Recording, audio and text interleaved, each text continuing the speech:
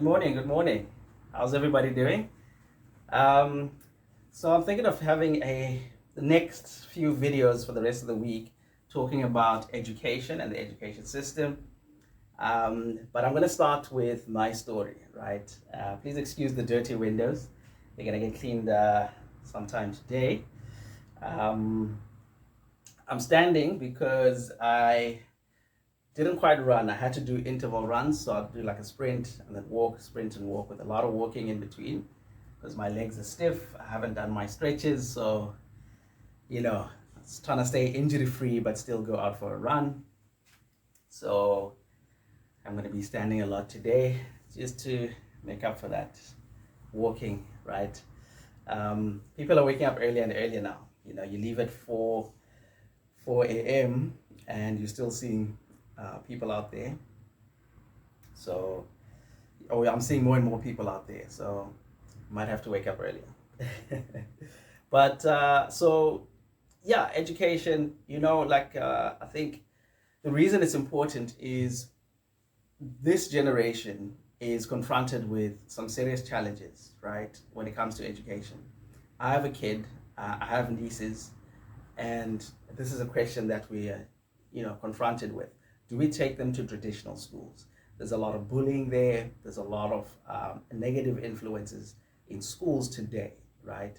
You'd have to go to a private school and spend a lot of money, and you might still get a bad experience at a private school. Not everybody who goes to a private school turns out great, has a great experience, right? So it's a gamble, right? But even in private schools, they are still teaching using the old methods, right? And my wife and I went for a period where we were moving around. So we decided to move around for a bit, and we were staying, each month we're staying in a different Airbnb for about a year or so. And we came across this family that they were homeschooled and they were homeschooling their children. And they were just telling us about their experience about homeschooling. Because they were homeschooled and they were homeschooling, they understood it really well, right? And, so a lot of people are moving to the homeschooling communities, because they're looking for alternatives to the school system. The school system just is not producing the best out of our children. I didn't produce the best out of us. So I thought, let me start with my story, because my story is the story of a lot of people, right? Especially specific elements. So growing up, I was book smart. I read, I want to say almost every book in the Hatfield library that a grade 1, grade 2, grade 3 could read. We would take books from the library, take 3, 4 books to read over the weekend, and then return them. We weren't borrowing books one at a time anymore. So it was myself, my brother, my dad. We used to read, a wide variety of books. So the Secret Seven, Famous Five, all the Enid Blyton series. Then you had the Nancy Drews, the Hardy Boys, and James McLean, something McAllister, Alistair McLean, James Patterson. Yeah, anyway, so we read a lot of books, some African books as well. I remember reading Chinua Achebe, but that was a little bit later. So we just read a lot in our family. When the TV died, my dad just said, okay, we're not fixing it. So either we're reading or we're playing out on the streets. So reading was something I enjoyed thoroughly, right? To the point where when I'd go to school, I enjoyed reading just to understand. So I would read physics books. I would read maths textbooks. In high school, I got so interested in mathematics and physics, and I just started finding the books that I could find and reading them and trying to solve the problems. And by the time I was in 4th year of high school, Form 4, I was doing second differential equations, right? So calculus at a high level. And then somebody, said, hey, how do you know that? I said, no, I was reading the maths textbook. I'm getting ready for A-levels. And he said, that's a university level book. I was like, oh, okay, I don't know that. So it's not like I worked hard at school. it's just I was enjoying myself. I was having a great time when I'd study. So I actually was bored in class. I was totally bored in class. I ended up, maybe causing trouble from time to time. But academically speaking, I think the most interesting class was history, where the Ghanaian teacher who was just so expressive, and the way he would teach history to us made it come alive, right? Trench warfare, the Congo information, we got to, history felt alive with him. Other history teachers were falling asleep, like literally. And so, yeah, you grow up, you do what you're doing. I cared about marks, but I didn't care about them. I cared about them in so much as it was competition. I had a friend, we would compete to the point where the one time my friend had a fight with the history teacher because before we wrote a test, he was like, open any page of the book. Tell me what page it is and what paragraph, the first 2 words of the paragraph, I'll tell you what the rest of it is. And I would go and he'd tell me, he'd memorize the book. And, he knew he was going to get 100%. But the history teacher gave him 98%. And I think I had 97. Oh man, he was mad. And he had a big fight with the history teacher. Like, no, I want my 2%, right? So those are the types of people we were. Very, very book smart. Follow the rules, did everything right. Then I go to Varsity. I'm passing, I'm doing well. But I started making some mistakes, right? So for example, I got an opportunity to get a bursary from a big body that works with the big accounting firms. And one of the requirements they wanted me to do is to sign for a program that was catering to people who had mental challenges, like actual mental developmental challenges, right? I wanted to compete with the best, so I didn't sign up for that, so I didn't get the bursary, right? I got another bursary from UCT and I was in, but that was it. First year, I passed, I did everything right. My marks were good, everything was good, but I couldn't get funding. Go to NASFAS, couldn't get anything, and I ended up getting financially excluded. And at the time, I'm thinking I'm the only one, right? My whole dream is disappearing. I was having nightmares, that kind of thing. And, so in 2010, I was financially excluded. I was now working in Joburg, trying to put 2 pennies together to make a pound, right? Rubbing 2 cents to make a rand. And paying off the debt that I owed that was remaining, because I got a bursary for first year. I went and did the full second year, including res, without paying a single cent. So I got a free ride there, but I couldn't get, even though I'd signed with some big accounting firms, they weren't willing to, put up some money.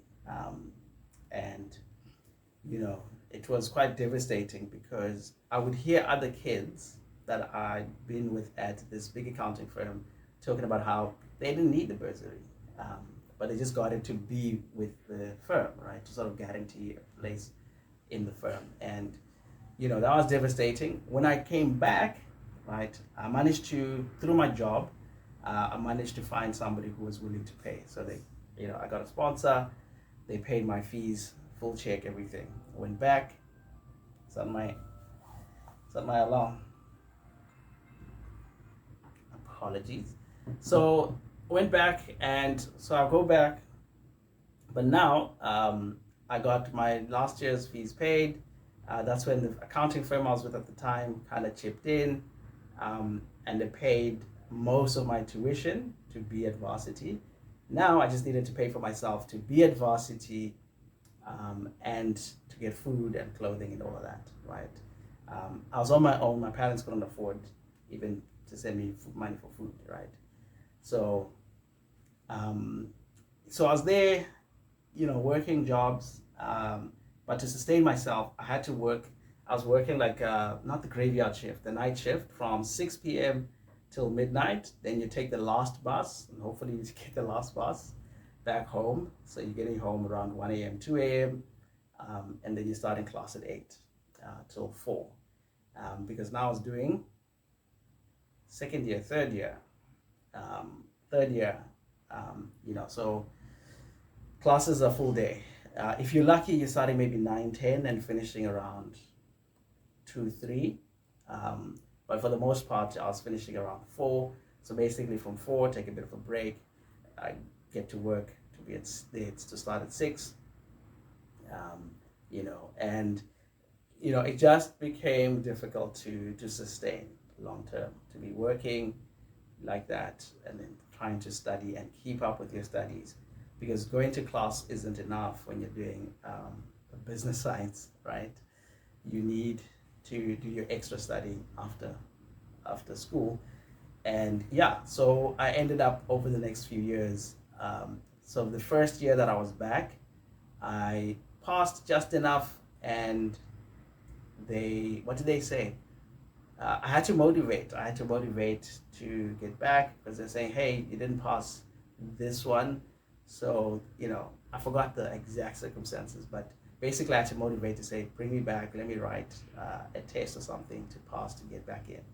The second year, they're like, hey, bruh, you're excluded. We've exhausted every chance we have with you. So I was excluded 3 times in total from UCT. Only later I found out it was an epidemic, right? That's when the fees must fall movement started gaining momentum, because way too many people were impacted by this. So after leaving, I managed to, I then, went on, started working, had to rebuild a whole career in the tech space, and I did that. I managed to do that. I built a little small space for myself. I was making good money for the time that I was in. Even today's terms, it would be good money. And, I was kind of back on track. Then I had to fund myself, my studies to study, and sort of figure that out. And that took a while to self-fund and self-study, and just write your exams bit by bit until you're done. And I was done.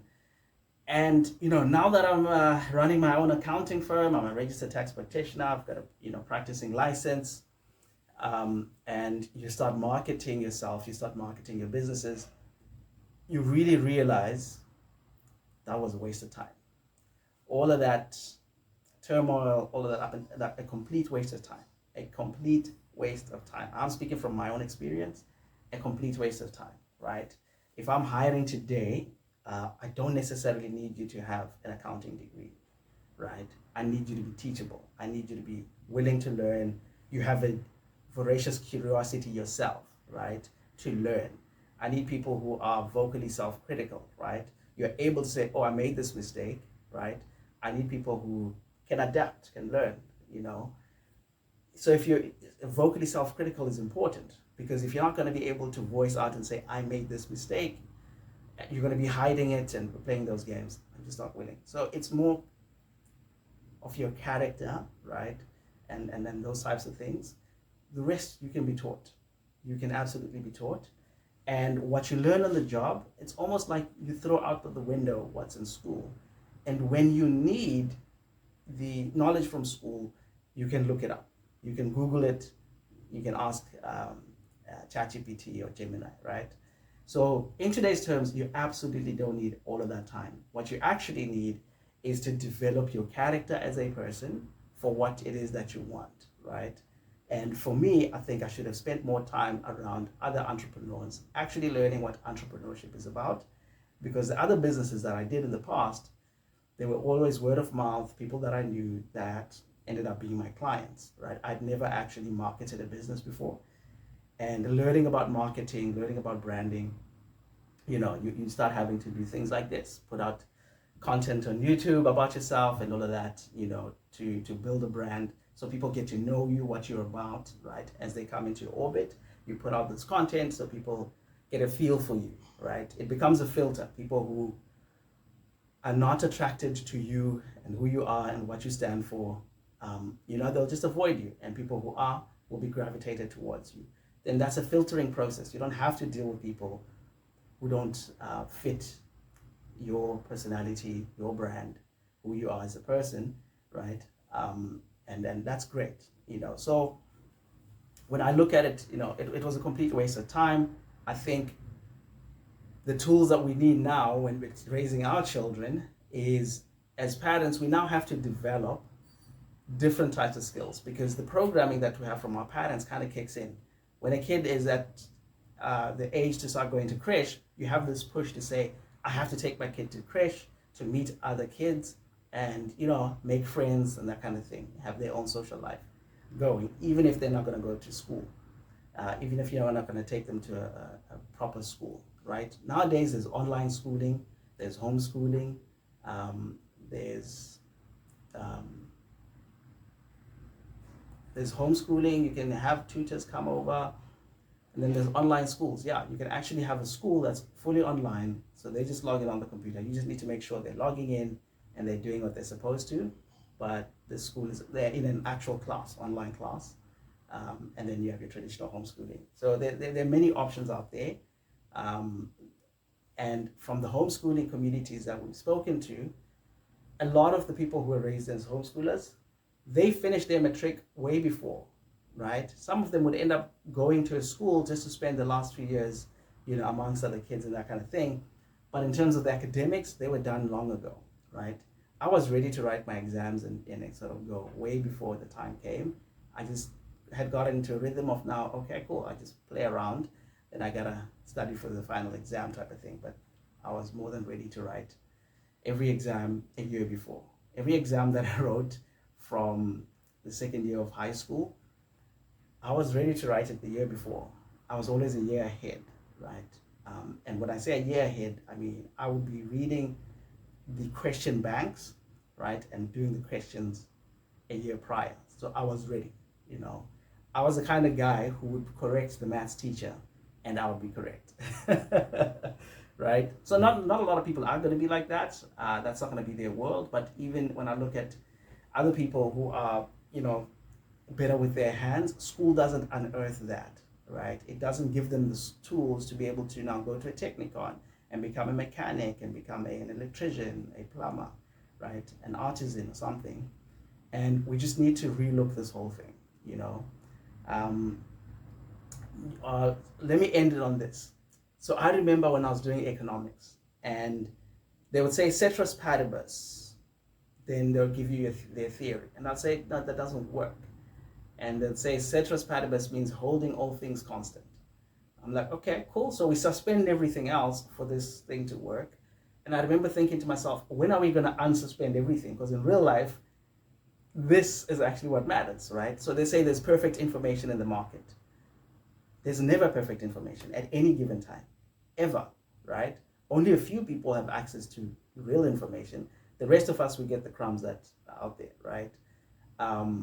Yeah, you can analyze, you can do all of those things, but the reason Warren Buffett actually buys a company and he studies the management and puts in a lot of resources, a lot of us don't have the kind of resources.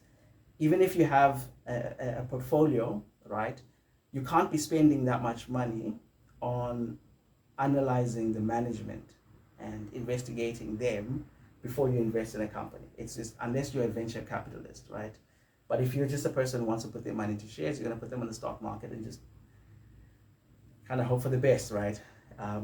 If you put them in indexes, you're fine. And what was funny was, this was 2008 when I started doing economics. When the movies, The Big Short and those movies came out, and it was revealed that these banks were paying the professors huge public speaking fees and things like that to push these narratives into the textbooks and into schools. So what we were being taught was a distorted, corrupted version of economics, right? It was nonsense. I knew it was nonsense, and I'd never done economics prior to that, right? And it became revealed that it is nonsense. And that's what's happening with our education system. It's being infiltrated by people who have agendas to train people to sort of produce what they want. And this is very active. When bankers and economists want people to behave a certain way, they need people to believe certain things, all they gotta do is go infiltrate the higher education institutions and get them to push this ideology that's layered on top of economics or whatever. So people come out and say, this is how you do things. They become the advocates. The new graduates who have been taught this thing become the advocates for this new system or new ways of doing things for these big banks and Wall Street types. That's kind of what we're being subjected to. It filters to the rest of the world because everybody's looking at Harvard, everybody's looking at Stanford, and saying, okay, this is the standard, so we need to upgrade to this. They're looking at McGraw-Hill and the books that are coming out and changing their curriculum according to that. And that's where the challenge with our education system is. It is so easy to use it for people's corrupted needs, right? When I say corrupted, I mean perverted needs, right? It's just for your industry, for your company to do well. You want to dominate everybody, right? Whereas in that domination of everybody, there's not enough room for everybody, if that makes sense. So if you're building a business, some people build a business that has only room for themselves, right? And everybody is a slave to them. And other people build businesses that have room for a lot of people, and we all make money together, right? So that's, I mean it in that sense. And that's kind of the state of education in the world today. And we're gonna have to now come up with solutions for that. And I guess the next few videos I'll be talking about that, the education system, breaking it down, a little bit more, and what I'm thinking about, what I'm trying to figure out now for my kids as they grow up, my nieces as they grow up. These are very important questions to have, because there isn't anybody who's going to come and save your family, right? There isn't anybody who's going to fix education so that it's great for your kids. It just doesn't work like that. We're going to have to come up with these solutions. And this generation, we are people at the forefront of this. We were raised in traditional education system. We saw the Facebook coming in. Some of us were like, what is this Facebook thing? And then later on, we're like, okay, everybody's on there. We got to be there. But by the time we joined Facebook, Instagram was popping. And now, everybody moved to Instagram. And then now some people stayed. And, so we saw this thing develop. And then Facebook Marketplace came along, right? People started marketing their businesses on Instagram. And this whole digital economy came about. And we saw that happen in real time. So we went from our Nokia 3210 phones to iPhone 17 Pro and all the apps on that iPhone 17 Pro, right? Or the Samsung Galaxy S, whatever, right? And our children are going to grow up in a world where AI is ubiquitous, right? It's just the way Google became a tool that we use, where you say, let me just Google that. That's what AI is going to be like for kids, but at a deep level on all fronts, right? And so how do we train them up to win in the world they're going to be, not the world that we grew up in? And if you take them to school, you're training them to be in the world they grew up in. I'll give you an example, and I'll end it there. My nieces went to this school, were taken to this school, and when they came back, they didn't learn anything. They were having bad attitude, and they were being taught these hypersexualized dances. And it just baffled me what is going on out there, right? And maybe some of these are just part of society in general. It's not necessarily that school, but these are the types of things that you're dealing with. And it doesn't make you excited to take your children to school. But anyways, it's a warm day today, as we can see, so come on.